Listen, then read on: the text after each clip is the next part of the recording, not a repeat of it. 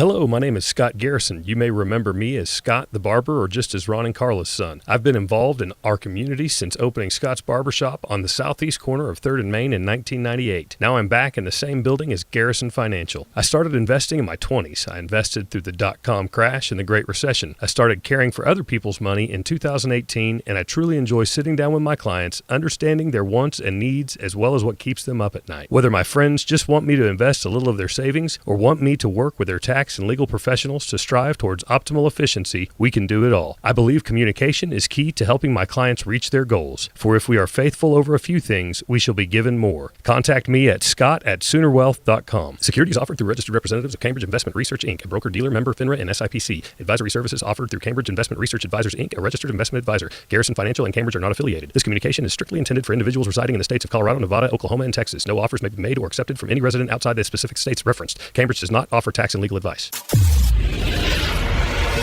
you build it, he will. It's the Skinny on Sports Podcast with Aaron Cowk.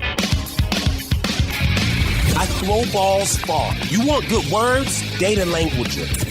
Talk real sports with a real man. Come after me! I'm a man! I'm 40! And now, here's the be-all, end-all, know-it-all of high school, college, and pro sports. Aaron Skinny Cowk with the Skinny on Sports. We're talking about practice, man. I'm the MVP. Good Friday morning out there, Western Oklahoma. Welcome to the Skinny on Sports right here on a Garrison Financial Friday. Scotty G in the house this morning. Talk all kinds of different stuff. We got all kinds of things, mostly football coming up. College football at the end. We'll have some high school football in the middle. Maybe some NFL stuff off the top. I have one question for Scott that I think I know the answer to, but it's one of those things in life where you just go, why? Why do people do such things? 225-9698 is the phone or the text line. 225-9698. Give us a call, shoot us a text. Talk about any of those things. Whatever else might be on your mind, feel free to chime right in at 225-9698. If you're going to be outside the listening area one of these days, you want to stay in touch with the show, you can. Log on to kadsam.com or download the app. The app's got everything. Radio, Penny News, Big Elk and Paragon TV, which will be full of high school football games tonight. Obviously, the Big Elks homecoming against Carl Albert, and then Hollis finally at home this week. Tough task against Mountain View Gotebo. Merritt hits the road, headed east on I-40 to Minco. So those are your options tonight on Big Elk and Paragon TV for the high school football. Also, we've got the Skinny on Sports podcast. If you missed one of these shows entirely, you can go back and check it out. And looking at the numbers, a bunch of you are doing that. So we really appreciate you going back and giving us a listen if you missed the show entirely. Good morning, fellas. How are y'all on this drizzly? It's football weather Friday. That's right? It feels like that. It is. It feels like we're in Big Ten country. I don't think you're going to have to shed one of your shirts tonight, Jared, like you did last week. Yeah, I know. That was bad. Yeah, we up at Canadian. You were taking it off? There's a point when I had an undershirt on, and we haven't even started the broadcast. I said, forget this. So I took off both shirts to get rid of that undershirt. Whoa. And there was a point there I thought, would anybody notice if I just leave both shirts off? I would have. I've X-rated radio. I didn't think it was that kind of radio. We all show have that you nipples, guys Greg. did. It's not a big deal. I over time I've learned that take what is called a sweat towel when you go to these places.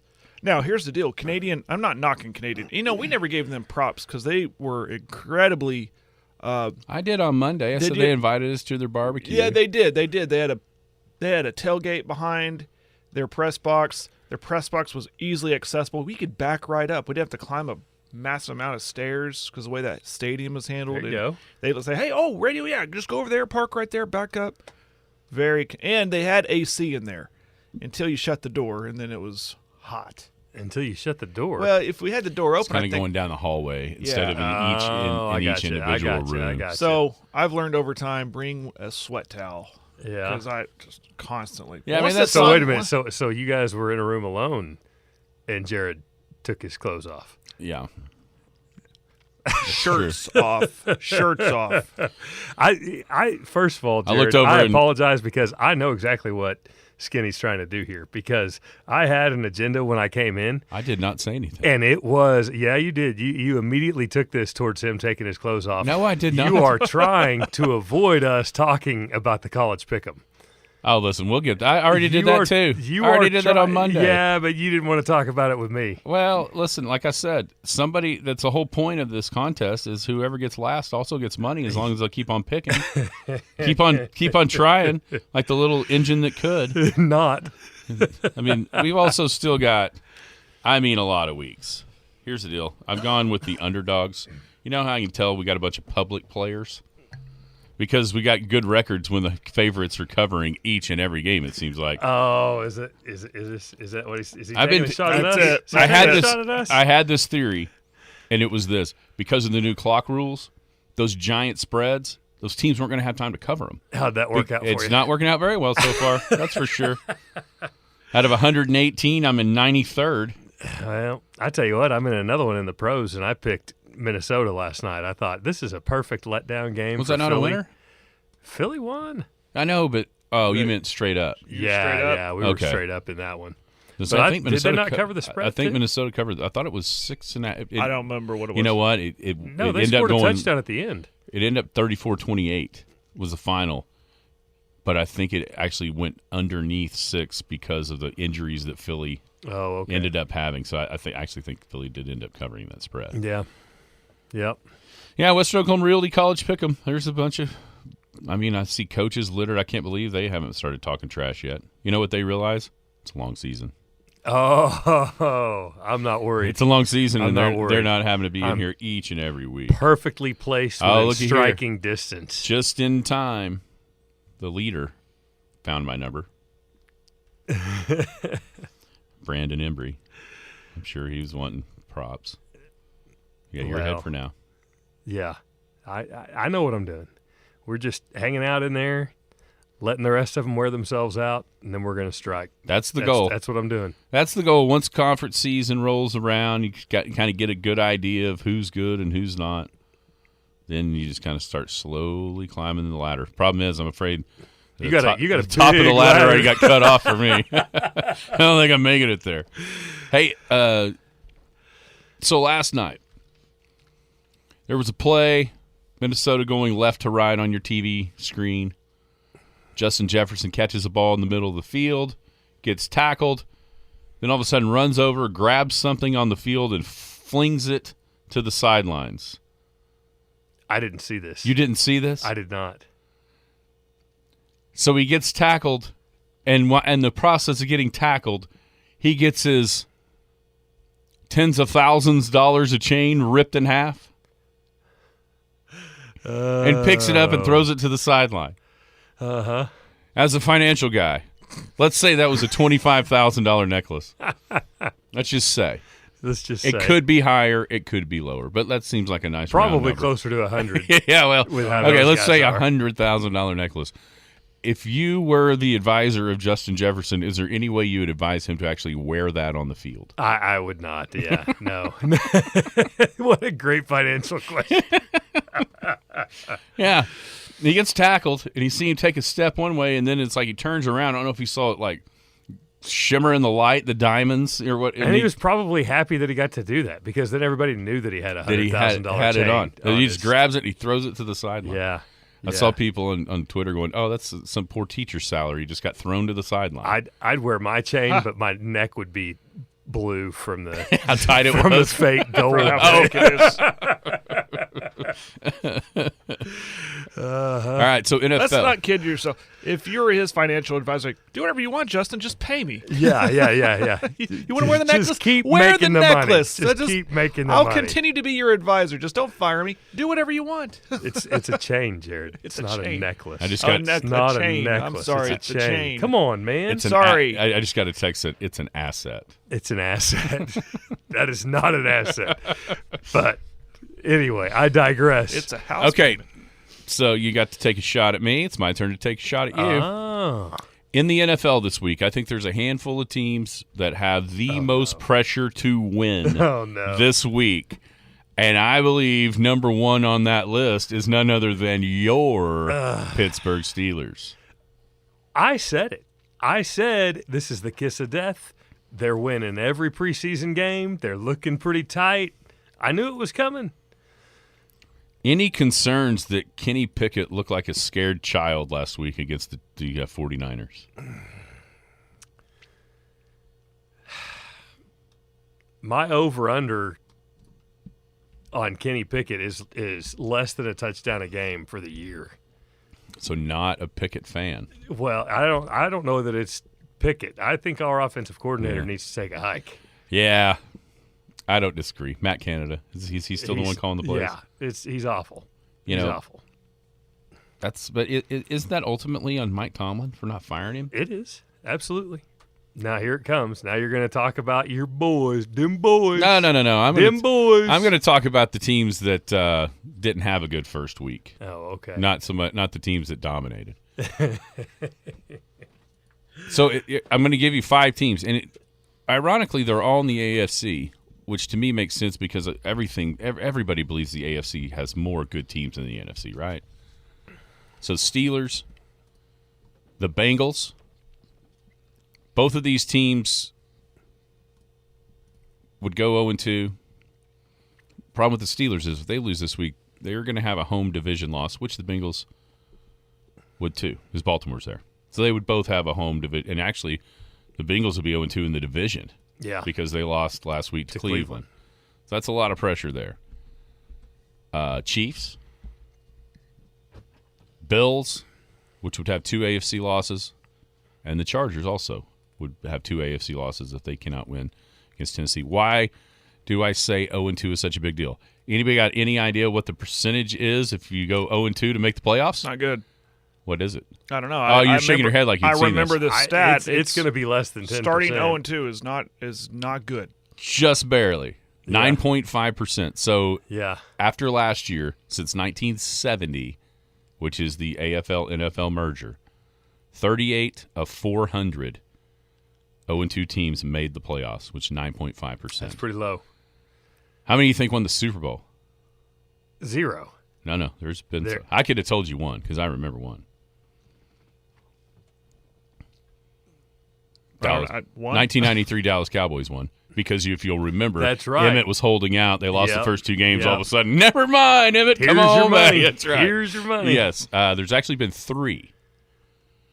2001 New England and 2007 Giants to win the 93 Cowboys. But that's because they caught it on the side of the helmet. And I mean, and the Patriots, 9/11, that all kind of went in a thing together. So really, just the Cowboys did it for real. I knew you were going to get the dim boys. Somehow. So honestly, though, what struck you NFL wise? It was weird. It was a weird week, wasn't it? It was. I don't know. I just the biggest thing that struck me is, I mean, can you since the Cubs won the World Series, has there been a team that has had more bad luck than the New York Jets? Oh my gosh. Has there been one? I mean, you talk about plagued. It doesn't get much worse than that, 10 minutes? Than the 4th play. I mean, the dude, it is Monday, which was September 11th, in New York. The savior of New York City rolls in with the flat. I mean, the place is ready to literally crumble to the ground because of its. And then 4 plays later, I mean, the Jets started on defense, right? They get a 3 and out quick. Boom, boom, boom. Hey, here comes Aaron. And then it was like literally the bubble just burst. Oh, I mean, you can hear them all. You can hear the Jets fans. We're going to win it all. We're going to win it all. There was the one guy, I told Jared on Tuesday. There was the one guy, and I think it was right after Buffalo made it 13-3, and they panned to this guy, the one Jets fan, and of course he's got his jersey on, and he looks right at the camera, and he just goes, and just flips the camera off. And I'm like, you know what? He's speaking for everybody in there. Yeah. Did you guys watch the video of the bar in Wisconsin? Yes. Yeah. Okay, tell if people don't know this story, Tell exactly how this worked. So a bar in Wisconsin for a what do you call it? Like a promotion. Like a promotional deal all year. They're going to do a deal that if Green Bay's not playing, then they'll have the Jets games on, and if the Jets lose, they're going to cover your entire bar tab. Yes. The whole thing, all night. However much money you spend from the start of the game to the finish. Now, me and some buddies probably could make up one heck of a bar tab. Yeah. And so, well, especially after Aaron Rodgers goes down. And that was the beauty. So there was like a TV station doing a live report inside the bar when Rodgers got hurt. Yes. And the place goes nuts. Went absolutely insane. And you know. Shots all around. And you know, as soon as that happens. What's the highest dollar bottle of whiskey that you have? Zach Wilson? We get Zach Wilson for 13 minutes of the first quarter of the rest of the game? Oh, my gosh. Legendary night. And then the TV reporter is still in the bar as the Jets return the punt and win the game. And that place. Yeah, I can't believe. Oh, listen, you got to look this up. It is hilarious. I mean, it's like it sounded just like the stadium when Aaron got hurt. Oh man, it's good stuff. Yeah. Get on YouTube, check it out. It's fantastic. And just the irony of them being there, the TV to do the live shot as he gets hurt, and I mean the jubilation and the. Oh my gosh! I mean, I'd been the same way. It's as close to watching a parent take away a kid's Christmas present 3 hours after he gets it. It'd be like if you got your brand new Nintendo for Christmas back in 1987, and your dad 3 hours later was like, "I'm tired of watching you play this." You just finally got all those little discs on the gyromite guy to work, and then bam, it's gone. So I actually have a funny story. Sometimes I get in trouble for telling family stories, but I'm going to tell this one. Speaking of getting your Christmas present taken away. So, as they were teenagers, two of my aunts, Brenda and Lana, figured out how to essentially open the wrapped Christmas gifts, but then be able to wrap them back perfectly where nobody knew.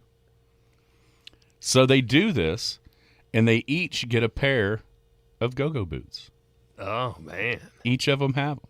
So they kind of put them on, wear them around, and then, put them back and, decide to act surprised when they open them on Christmas Day. To their surprise, when they did open them on Christmas Day, nobody suspected anything until once they opened the box up, they put them in the wrong box. They put them in the wrong box. And they immediately had to take them off, put them in the right box, and they went back to the store. Oh my gosh. Ouch. Yeah, that's tough. So they literally got to experience getting your Christmas gift taken away. I can't wait to see your aunts. That's going to be fantastic. Actually, I can't remember if they took them away, took back to the store, or just like hit them in the closet and then gave them back. But am I wrong? Ouch. That's that's how all of the adults looked. It was like, oh yes. Why can't I keep my present? I mean, and we all know. Were you serious about this promotion? Were you serious? And that's the thing. We all know as soon as that injury happened. Oh, yeah. It was. Jets are done. In the tabs, what a perfect time for that comeback if you're the bar. Oh, my because gosh. and the owners have got to be going, you got to be kidding me. Yeah. Very first time we do this, Rodgers is done, and now we're gonna have to eat this entire night. No way. And then only the third time ever a walk-off punt return happened in the NFL. And, Dreams crushed. It was so sad. Drunken dreams crushed. Very drunken dreams. The cheese curds didn't taste near as good all of a sudden. Oh, man. As they did when you thought they were free. That had to be the worst hangover ever. Oh, my gosh. Oh, work on Tuesday would have been fun. See if we can... Man. See if we can find. How much they made? Yeah. Oh, yeah, I didn't even think of Probably a looking at lot. that. Probably a lot. Didn't even think that about place it. looked packed too. Oh, yeah. So, but no, I'm not worried about my Steelers this week. TJ's going to take care of Deshaun. So, yeah. Yeah, I mean, if I'm going with any team that I'm worried about, it's the Bengals, like you mentioned, because it's a divisional game, Yeah. and it's at the Ravens. Starting 0-2, that's – you mentioned the numbers. Those are hard to come. But I did write down Steelers, Yeah. but it is the Browns, right? And It is the are Browns. we believing in but the Browns? I'm the not. Bengals were probably saying it's the Browns. That's true. Last week, but too. they always start off with Yeah, the Burrow bang and then Burrow's only beat the Browns like 1 and Yeah. it's Yeah, like 1 it's in 10 crazy. or something. It's really, really It's weird. yeah. And absolutely if you asked insane. me this question yesterday, I would have put the Vikings on this list. Me too. Because it's all about starting 0-2, avoiding starting 0-2. And the Vikings going to Philly last night, that was a hard ask for them. That's why I picked them. And you can't keep turning the ball over. And, I mean, if you think they play it clean, they might have a chance to win that game, and they don't. Okay, so here's the rules. I just found the rules on this deal. The tab must be open 15 minutes before kick. Oh, wow. No pitchers, so you can't get pitchers of beer, no top shelf liquor or food. Oh, they screwed themselves. Yeah, I can see why they did what they did. And then Rodgers must start. That was the rules. Well, he started. Jack's American Pub. He started. I just can't. I'm not finding any money figures. But yeah, in Milwaukee, Jack's American Pub. Yeah. If you haven't seen the video, you got to go see it. I mean, it's all over where I'm looking at this, where they just go crazy. Like here, it's awesome. Oh, my God. It is awesome. What's going on? Speaking of awesome, what's going on down at Garrison Financial? Yeah, just got back from a couple of 401k enrollments, helping take care of some company stuff. And if your company's looking to add some benefits, if your company wants a second opinion on the benefits that you offer, holler at us. We'll come in. We'll take a look at what you got, bring you back a full comp, and show you the difference. See if we can help you out. Absolutely. Scott at Soonerwealth.com is your email address. 124 North Main is your physical address. Go visit Scott, Garrison Financial. Or on you a can Garrison. call me Oh, looky here. at 580-821-1219. 1219. Yep, there you go. Finally got a separate number. 580-821-1219. Give me a call. Let's go over what you got. Let's see if we can make it better. Awesome. You guys have a great week. All right, you too. You too. Got any? Wait. You didn't give us any predictions Predictions on Sooners. on my Sooners? Well, my prediction for the Sooners is that Jackson Arnold's going to be the starting quarterback by Texas. Oh dear. That's my prediction. And I'm not trying to be mean. Here we go. I'm not. Here we go. I'm just saying. If you can't see down the field, we got a problem. Okay. If you can't see down the field against SMU, we got a big problem. Dink and dunk ain't going to win it. I love it. Huh? I love it. I love right. it. Scott at Soonerwealth.com, 124 North Main, 580-821-1219. Look at me. I already memorized the number. There you go. 821-1219. We appreciate Scott's time every Friday. Livens things up, for sure. When we come back, high school football tonight. We'll hit the games around the area, around the state. Get you ready for some Friday Night Lights. Hello, my name is Scott Garrison. You may remember me as Scott the Barber or just as Ron and Carla's son. I've been involved in our community since opening Scott's Barbershop on the southeast corner of 3rd and Main in 1998. Now I'm back in the same building as Garrison Financial. I started investing in my 20s. I invested through the dot-com crash and the Great Recession. I started caring for other people's money in 2018, and I truly enjoy sitting down with my clients, understanding their wants and needs as well as what keeps them up at night. Whether my friends just want me to invest a little of their savings or want me to work with their tax and legal professionals to strive towards optimal efficiency, we can do it all. I believe communication is key to helping my clients reach their goals. For if we are faithful over a few things, we shall be given more. Contact me at scott@soonerwealth.com. Securities offered through registered representatives of Cambridge Investment Research, Inc., a broker-dealer member FINRA and SIPC. Advisory services offered through Cambridge Investment Research Advisors, Inc., a registered investment advisor. Garrison Financial and Cambridge are not affiliated. This communication is strictly intended for individuals residing in the states of Colorado, Nevada, Oklahoma, and Texas. No offers may be made or accepted from any resident outside the specific states referenced. Cambridge does not offer tax and legal advice.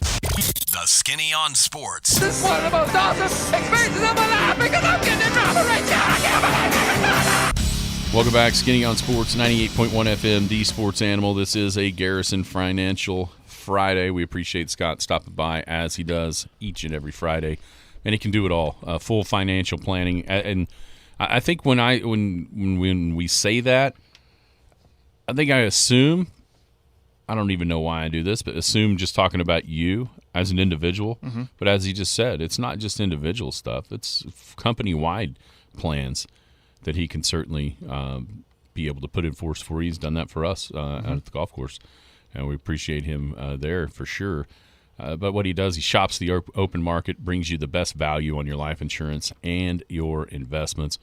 He can manage those investments, or if you're the one that wants to manage it, you just don't know how to get it started, he'll charge you hourly to build you a plan that then you can start managing once it gets in effect and how you kind of like it. That's Scott at SoonerWealth.com, 124 North Main, right here in Elk City, and phone number 580-821-1219. He's like our version of the Fat Jack who joins us on Fridays, except he's our financial planner, Fat Jack, right? Yeah. See what I'm saying? Kind of. Yeah. That's why we invested those dollars at the first of the season. Anybody getting nervous that my Oregon State pick's going to come through? Am I? With all that odds? Watch out. The Beavers. It's 2 weeks. The Beavers are coming, Jared. Okay. Carl Albert's coming down I-40 tonight to face the Big Elks.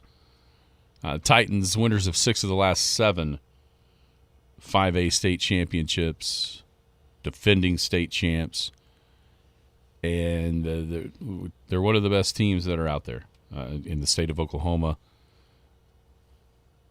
It's a monumental task tonight for the Elks to figure out a way to slow down that high-powered offense. You look, it's amazing. There's such a they can do both things. They could pound you with Robinson, one of the senior skill player. I think he's about the only senior skill player that they've got that plays a bunch. 6'2", 230 at the running back spot. Tough to bring down. With one guy, I don't know if it's possible. But then they spread you too, and they have Kevin Sperry, OU commit, slinging it from the quarterback spot. He's dual threat more than I realized.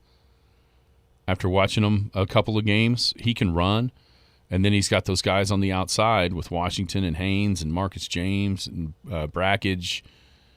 Wilkerson comes in as a tight end. They've got a bunch of guys out there that get the ball in space and make plays. So that as much of a challenge as last week was, it's almost the same, but with more dudes out there. Mm-hmm.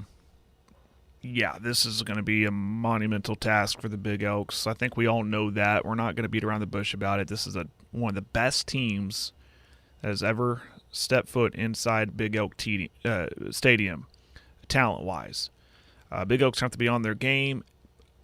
I know it's a team sport, and I kind of alluded to this last week, but almost individually. And we'll talk more and more about this tonight during our pregame show. I've been racking my brain, what are some keys to the game? And I don't want to give too much away, but it's each individual effort is almost going to have to be perfect to slow down this team and give yourself a shot, give yourself a chance. Yeah, and it's got to be.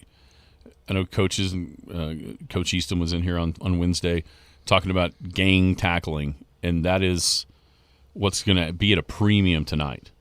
Not only on Robinson, but then on a lot of the other guys that'll get the ball out in space as well. They're hard guys to bring down with one player. Now, if you get to do it once or twice, great job. Pat you on the helmet and we get back to do it again.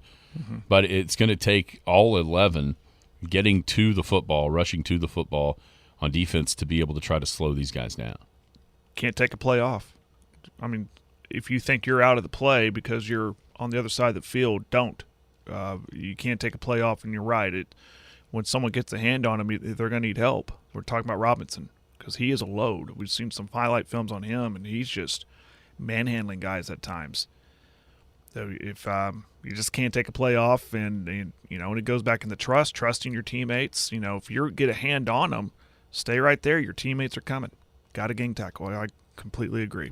Yeah, it's going to be the must tonight for the defense. Offensively, figure out a way. Last year's game got ugly up there in Midwest City at Carl Albert. It didn't really start out that way though. I know it's a different team. I know you got different personnel than you did last year, but that second drive, the Elks marched it just right down the field. Were able to get a couple of third downs, and really should have been 7-7, but for a fumble at the goal line. And then that was kind of the last gasp, but in a lot of ways, because Elk City just couldn't find answers defensively throughout the night. But that was one thing that kind of gets lost a little bit. And I get it; it's not trying to do moral victories, but you never know how. The other side kind of looks around and goes, "Wait a minute, right? What just happened?" Yeah. Anyway, I think that's something we talked about last week, and I thought the Elks did a great job of it. Like in the time frame that I was thinking, we talked about having to weather the storm of Canadian. I thought Elk City did a great job of doing that. They did. Had it 14-12. 8 minutes left in the first half, and then things just kind of disintegrated there before halftime. And you looked up and it was 31-12. But that's what the teams like this can do to you. Go score, get a stop. Go score, get a. That's the way that they're designed, and that's why when you say you can't take a play off, it's 100% correct. Because that time, until it's triple zeros in whatever quarter or whatever half or at the end of the game, with the explosiveness that they possess, it's always a possibility. Yeah. Yeah, and I'll even add to that, don't play to the whistle, play through the whistle. Yeah. I mean, not dirty, obviously. Not dirty, but make sure you get them down. Play until that whistle stops blowing. And again, can't take a play off, because if you take one play off, that could be a 20-yard gain, if not more. That's how good this Carl Albert team is. They are good. I mean, this is why everyone discusses them as one of the best teams this year in the state, regardless of class. I actually heard somebody text Mark Rogers this question yesterday. I think I heard it too. Is Carl Albert the best team in Oklahoma? He said he still thought it was Bixby, but they're easily one of the top 4 or 5. Mm-hmm. And I would agree with that. Once you get past Bixby, maybe Union, then that's when all of a sudden Jinx beat Union. After how it happened last week. But that's a game. Yeah, that's a game. Deal. You're right. You flip a coin in rivalry games. We know well, especially that one. Yeah. I mean, how many times has the quote unquote worst team won in the regular season? Sure. Then they end up meeting the finals, and the better team pounds them. Right. I don't think that's going to happen this year, because I don't think they're going to both be in the finals. But the point being, that game can have some really wonky results. And Jinx, I mean, think about Jinx. They haven't been as good as in the last couple of years as what we're used to, but what have they done? They ended Bixby's streak last year, and then they beat Union this year. They're not state championship quality, but I guess in a one-game scenario, they can rise up. It's funny. We say Jinx has not been good, and they're only like 2 years removed from their last state title. I know. It's just weird. It's kind of like Clinton's like, well, they won a title like 2 years ago. It's not like they're – but, yeah, those rivalry games. But, yeah, Carl Albert, though, that's – there's always a team every year, and it's been Bixby for years, for the last half decade, that they're the best team regardless of class. Carl Albert is getting into that discussion because of that personnel, because of Sperry coming in, Robinson's rise, all those skill players you mentioned. And it's Carl Albert. I mean, 6 out of 7 titles. That's not that they haven't won. Usually you start a sentence like that, yeah, they've won 6 of the last 7 games. No, they've won 6 of the last state titles. This is and when they're not winning, they call that a down year. When they don't win a title, that's a down year for Carl Albert. It's crazy. You'd assume they've just got massive, massive size. Mm-hmm. They don't really. They got a couple of big guys. Mason, you'll notice him, 64. He's got long dreads. He's like 6'3", 270, something like But a majority of their offensive line is more of that like 6'1", 220. But they move really well. Agile, yeah. That's they can the move. thing. They can move around, and And I mean, they did a fantastic job. I mean, you're right. And yeah, it's not. Hey, they come in here winning 6 or making the playoffs 6 out of the last 7 years. No. They won the title 6 out of 7, 17 total, tied with Clinton for second or third. I mean, behind Ada and Jinx. I think Jinx, Ada 19, Jinx 18, Carl Albert and Clinton at 17 is how that goes, and then there's a step down further from there. So yeah, it's one of those programs, Mount Rushmore type program in the state of Oklahoma for sure. Out here at Big Elk Stadium tonight. Another game in the area in 4A. It's one of the top 10 games in the state according to the Oklahoman, 4 of which this week feature 4A teams. It's Weatherford hosting Elgin. You know, we talked about Elgin a little bit earlier in the week, how much either improved or how much better a fit they are in 5A1 than they were in 4A1. I think you made a good point off air. Is that off air? Yeah, the district isn't this year for sure. Yeah, when you look at it, they don't have a bunch of teams that have even won a game it's yet. Them and Lawton Mack and everybody else, it feels like. But that didn't stop them last year from beating Weatherford 41-10 down in Elgin. That's true. And so this game, I'll tell you what, as much as we talk about the last 2 for Elk City, and rightfully so, with the quality of opponents that they've played, Weatherford has done a hell of a job challenging themselves in the non-district. Yeah. When you think about Newcastle on the road, El Reno on the road, now hosting Elgin with Kingfisher in there as well. That's kudos to them for getting themselves ready to go for district play with the non-district schedule that they play. Yeah, that's I mean, that's the philosophy I love. We do it here in Elk City. Clinton's always done it. Clinton's doing it. Weatherford's doing it. You don't get better by playing below you.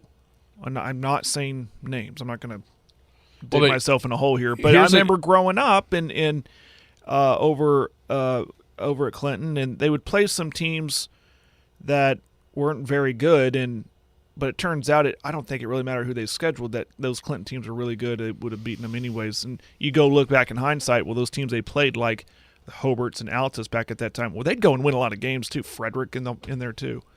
But yeah, you don't get better by playing just beating up on people. You get better by scheduling the Canadians and Carl Alberts and Elgins and Heritage Halls. And I love what the trio of I-40 teams are doing, because that really excites me going into district play when those three teams play each other. And especially when the district isn't as deep as it has been in the past. Mm-hmm. You know, if you're one of the trio on I-40 and you haven't played a tough non-district schedule, the district, depending on what the order is and how you play the games on your schedule, the district may not prepare you to be ready to get thrown into the fire either.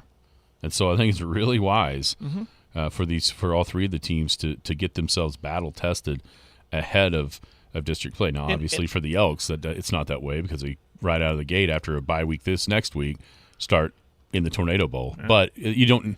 It's not necessarily the case for everybody else. Well, as just purely as a fan of high school football, I appreciate this, because we know we're going to get quality district games when those trio play each other. I feel like we are this year.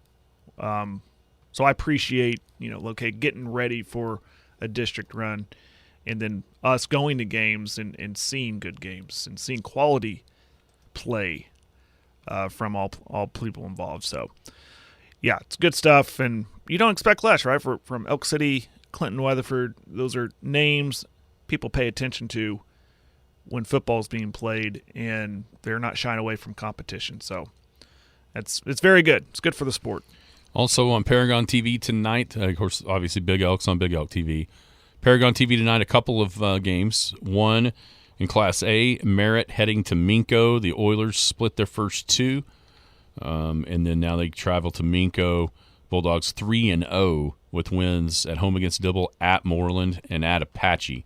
So the Merritt Oilers' final non-district game of the 2023 season at Minco. And then Hollis finally at home. They went to Wilson. They went to Velma Alma. They split each of those games. And now a tough task with Mountain View Gotebo coming. It's just kind of weird. You don't see a ton of like B versus C, even though they both play 8-man. So it makes sense. But Hollis 1-1. Mountain View Gotebo, number 3 team in Class C, coming down to Hollis tonight. The Tigers 2-0 on the season, 26-8 over Maysville, 38-6 over Surreal. So a tough ask down at Hollis for the home opener for the Hollis Tigers tonight. Once again, Paragon TV for that.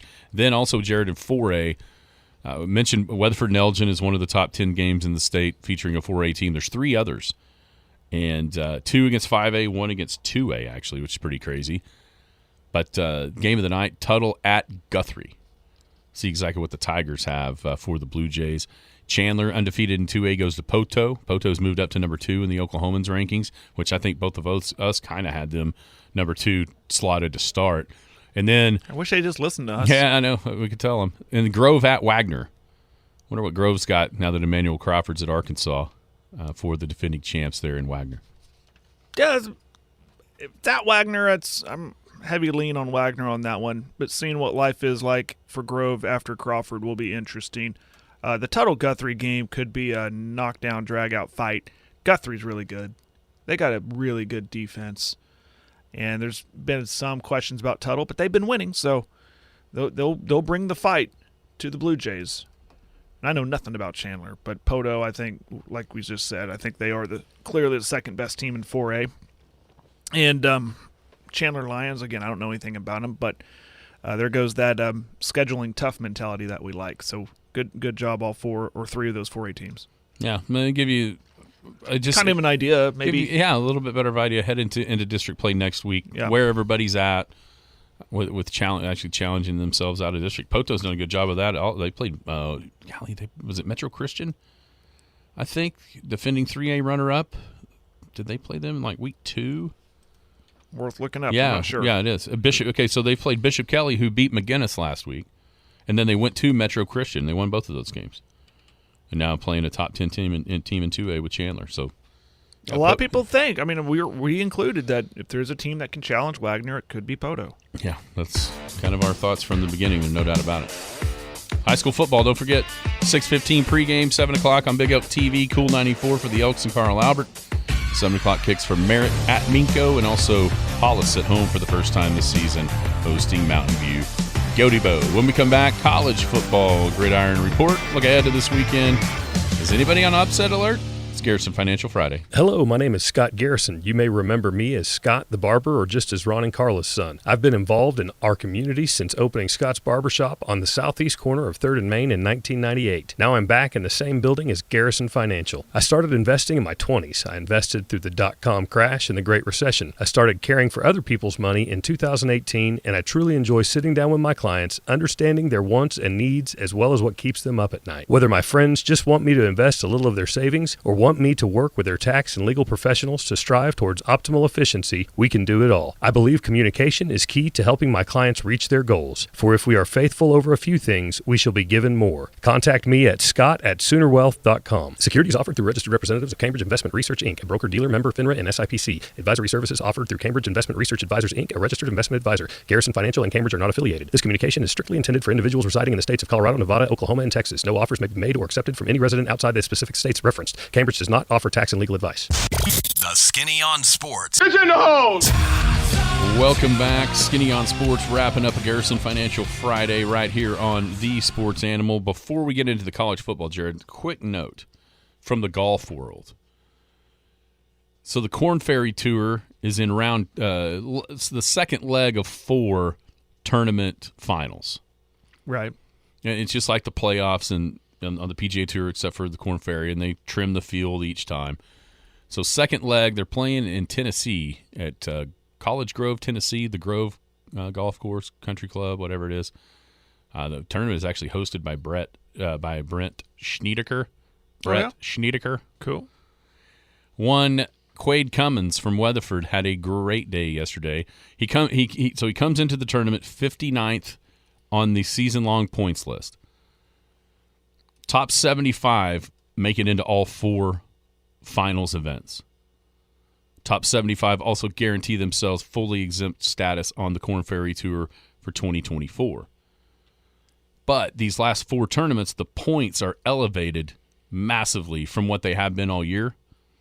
And so, top 30 earns a PGA Tour card for 2024. and having a couple of good tournaments where he stands at 59th, it is not inconceivable at all that you could see Quaid, if he can play. He played pretty well in the first one, I think top 25 or 30. Right now, he held the clubhouse lead yesterday after the kind of the first wave. The overnight lead was 6 under. He shot 5 under, 67, six birdies and a bogey. He was tied for second. Let me look here. He doesn't tee off till the afternoon, so he's probably going to be, 2, 3, 4, 5 shots behind when he tees off this afternoon. But currently tied 7th at 5 under, just 2 off the lead, held by 3 different guys at -7. So a chance here for a really good week for Quaid on that Korn Ferry Tour. A really good week solidifies him at worst in the final, all four finals. I mean, he's essentially in all 4, unless he just has a really bad 2 weeks. Being 59th, it's hard to imagine dropping out of the top 75. But a good week here guarantees that, and then also sets him up, depending on how good a week, who knows, can really have a chance and get himself in a position to be competing for a PGA Tour card the last 2 tournaments. So really cool stuff from Quaid Cummins so far. Just one round in, but setting himself up to have a really nice week, which in turn, that's got to feel good to have an idea to know you're here at worst. Yeah. And maybe even somewhere else at best. Yeah, so good stuff. Good position there. Definitely good stuff for Quaid. All right, coming up on the college football gridiron this weekend, OU at Tulsa, OSU versus South Alabama. Give me a couple of keys that you're looking for up in Tulsa for the Sooners. Let me find my notes. Here we go. Open up the playbook offensively. Obviously, open up the playbook. I'm still kind of on the side of, I think I'm in the minority when I think this, is that Lebby was not using his entire playbook against SMU because he felt like he didn't have to. This is a marathon and not a sprint, so he doesn't want to show too much in game 2. And but I'm okay with opening up the playbook and letting your guys fly. So here on the road against a Tulsa team that is liable to score some points if the defense isn't on point. So let them open up the playbook. Let Gabriel pitch it around the yard, because despite how maybe Scott feels, when they do throw it, OU's good. His numbers are pretty decent after 2 games, 77% completion rate. I wrote this down here, 9.9 yards a completion. I know a lot of that came in that first game in the big chunk plays that he had. 6 touchdowns, and he's protected it. He hasn't thrown an interception yet. He's only been sacked once. Let Gabriel throw it around the yard.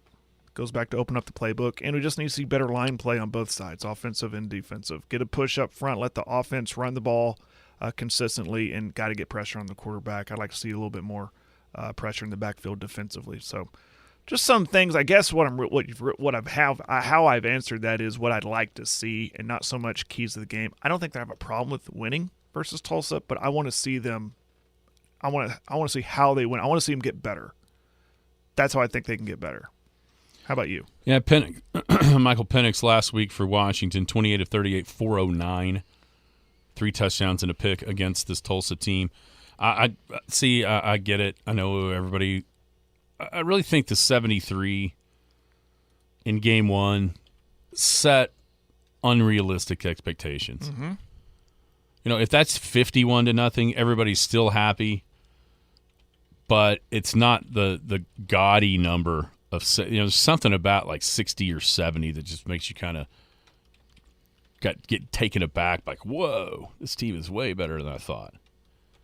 So I'm the opposite, man. It's Tulsa. Run it down their throat. And I think that's kind of what Lebby was doing last week. It's SMU. Run it down their throat.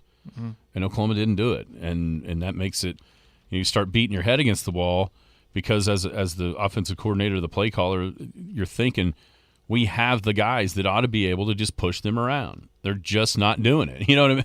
So give them a chance to do it.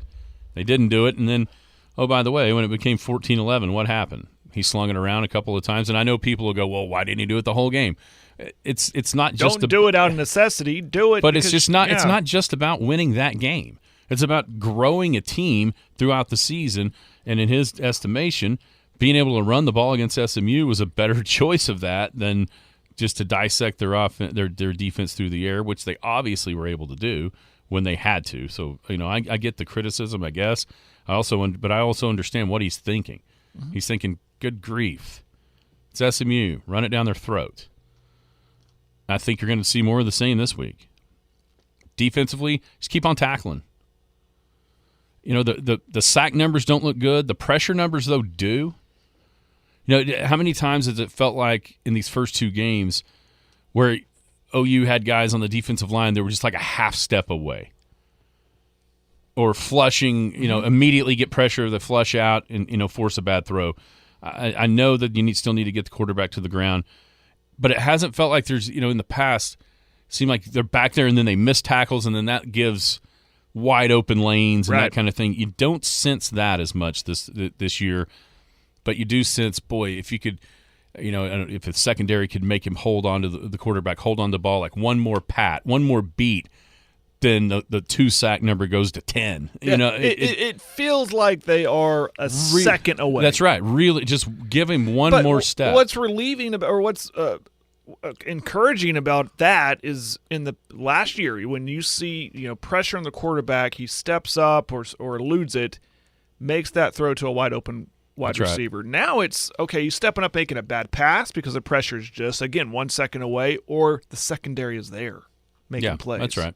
Up in Stillwater, I'm so intrigued by this game because of what South Alabama has done in the last year. 10 wins. 10-3, 2 of those losses in the regular season, so close. Oklahoma State's offensive philosophy, what are they? That's certainly not settled yet. Does Gundy start? I mean, it seems like that's the progression to get to Gundy starting this week, with conference play looming next week on the road at Iowa State. I'm really intrigued to see what Oklahoma State does offensively and how the game is called, how the game is managed, especially from that quarterback spot against a team that all of a sudden, when you start hearing people talk about this game, people have a bunch of respect for South Alabama. Yeah. They really do. So, I have before the season started. When you look at the schedule, and I'll give credit to our man Jim who brought this to my attention. Listening to him one afternoon, but I didn't realize how good of a season South Alabama had last year, how close they were to beating UCLA. So I thought, man, this game, if OSU can't figure things out in their first 2 games, this third game could be a problem. Yes, OSU is 2-0, but have they figured anything out? Defensively, they're damn good. Yeah.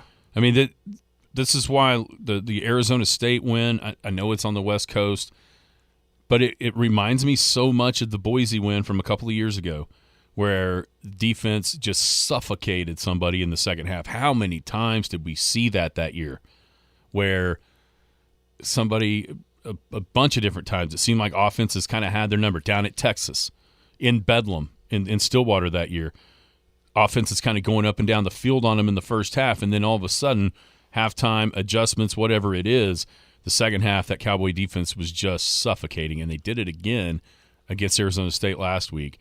That's the part. Finally Colin Oliver's out there all the time, Daniels, but Oliver, to me, I've said it throughout the offseason, and I'll keep on saying it. I am not 100% sure that Colin Oliver isn't the best player in the Big 12. You just got to let him be it. And I think maybe Brian Nardo's going to let him be that guy. He looked completely comfortable as a linebacker against Arizona State. You know what I mean? Mm-hmm. Showing off all the skills that he possesses. That dude is awesome. And that's the one thing about this game. I know everybody wants to see the quarterback thing settled, the offense start clicking. Is it possible? I mean, this is about, 4 years in a row now where Oklahoma State, is it possible that they're just more of a defensive team than anybody wants to admit right now? I know we're all used to Whedon and Rudolph and the high-flying circus act that was the 2010, most of the 2010s for OSU in football, offensive football. But, man, it does seem like, and maybe it's a philosophy thing, maybe it's just the players that are on the team right now, but it sure seems to me like Oklahoma State has made a concerted effort to become more defensive-oriented, And I think it's actually kind of went past middle.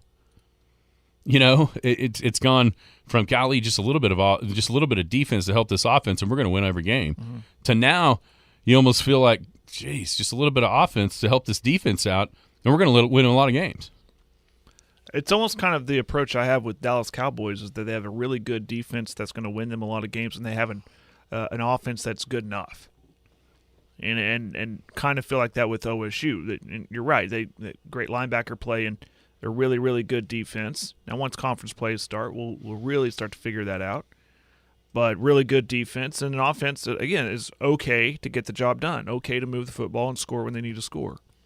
So, but they got to figure out the quarterback situation. I know we're beating a dead horse with that one, but they've got. I guess that's a key. Is maybe they can figure that out in this game. You would hope, right? I mean, my prediction is when that big Friday night game with Kansas State coming to town, you're going to get the guy, QB1, who's going to be in there no matter what the whole time. Now, because I think Iowa State is in such shambles that they could go up there and still try to figure this out up there. But you'd like to have it done before then, though. I know that's how you feel. You'd like to have that done. Quarterback 1 pick. Oh, after this before week. Then, yeah. And however that. So wouldn't it be great? Whoever starts, and you think it might be Gundy because it's his turn. Let's say he goes in there, he's great, and they leave him in. Leave him in. That's and right. They just he gives his dad a reason to not pull him out. Go up. He's perfect. He was perfect on those last 2 drives. We got to leave him in there. Yeah, make him come off the script. Exactly. Make him come, and maybe this was the plan all the time. Because, like Sam said on the text line, he thinks Gunner's the quarterback for OSU. The team seems to play harder for him. Maybe you start the other 2 against the teams you thought were weaker, even though Arizona State's a bigger name than South Alabama. But then the guy that you want to be the guy starts that 3rd game, and it is Gunner Gundy. Mike Gundy, is he trying to just appease all these?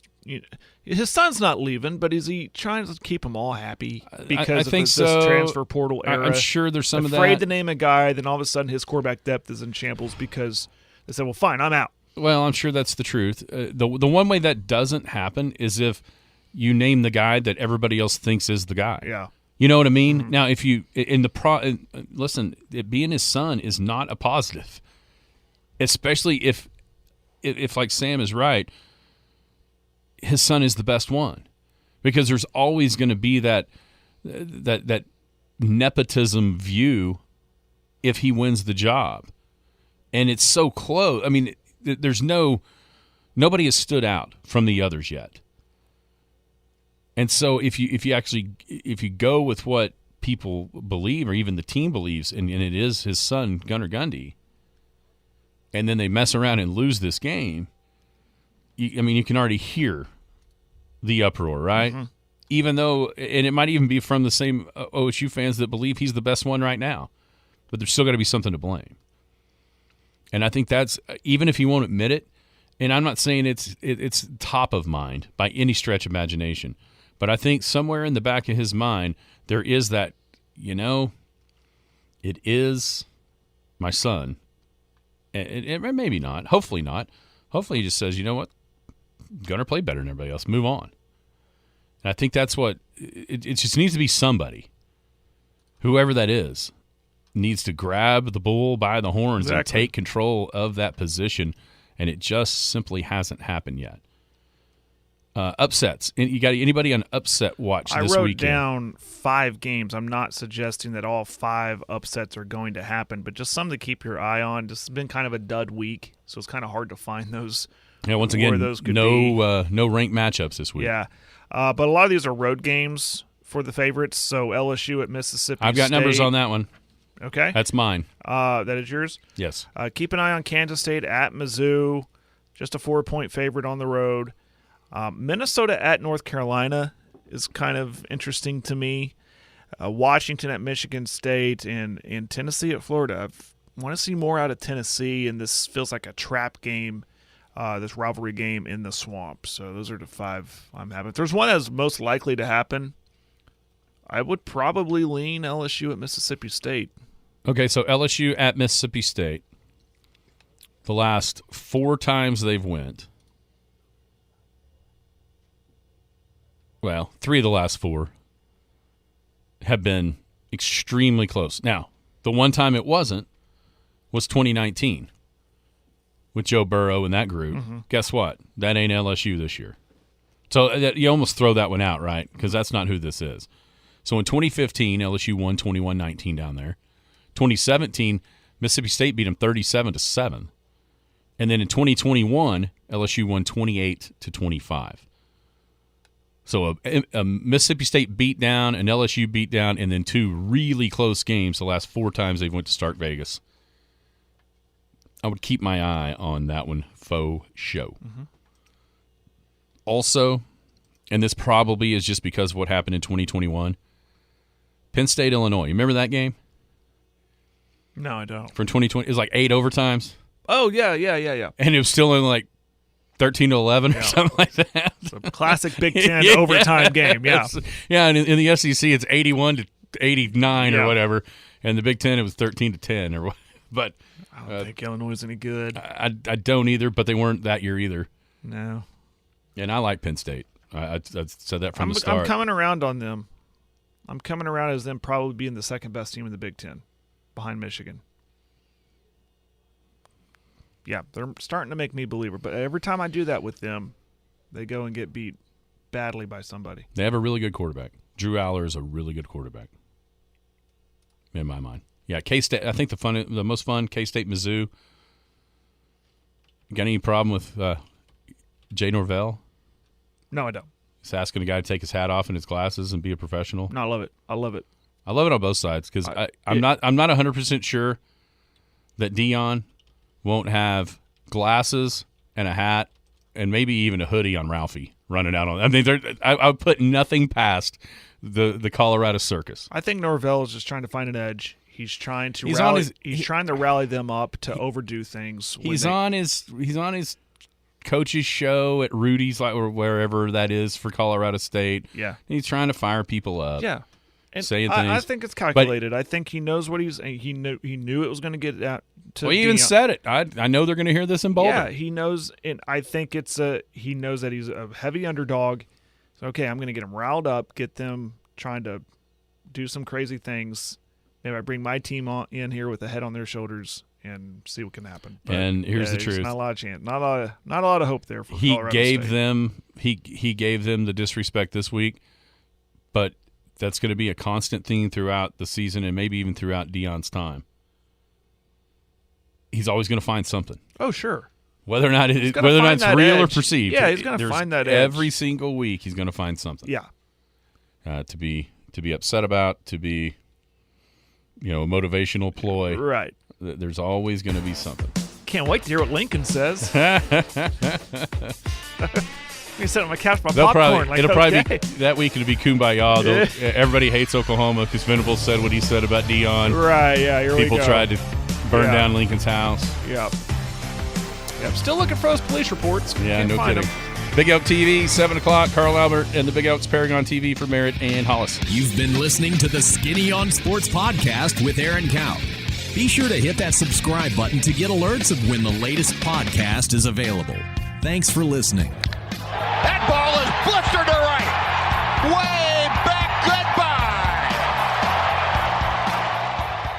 Hello, my name is Scott Garrison. You may remember me as Scott the Barber or just as Ron and Carla's son. I've been involved in our community since opening Scott's Barbershop on the southeast corner of 3rd and Main in 1998. Now I'm back in the same building as Garrison Financial. I started investing in my 20s. I invested through the dot-com crash and the Great Recession. I started caring for other people's money in 2018, and I truly enjoy sitting down with my clients, understanding their wants and needs as well as what keeps them up at night. Whether my friends just want me to invest a little of their savings or want me to work with their tax and legal professionals to strive towards optimal efficiency, we can do it all. I believe communication is key to helping my clients reach their goals. For if we are faithful over a few things, we shall be given more. Contact me at scott@soonerwealth.com. Securities offered through registered representatives of Cambridge Investment Research, Inc., a broker-dealer member FINRA and SIPC. Advisory services offered through Cambridge Investment Research Advisors, Inc., a registered investment advisor. Garrison Financial and Cambridge are not affiliated. This communication is strictly intended for individuals residing in the states of Colorado, Nevada, Oklahoma, and Texas. No offers may be made or accepted from any resident outside the specific states referenced. Cambridge does not offer tax and legal advice.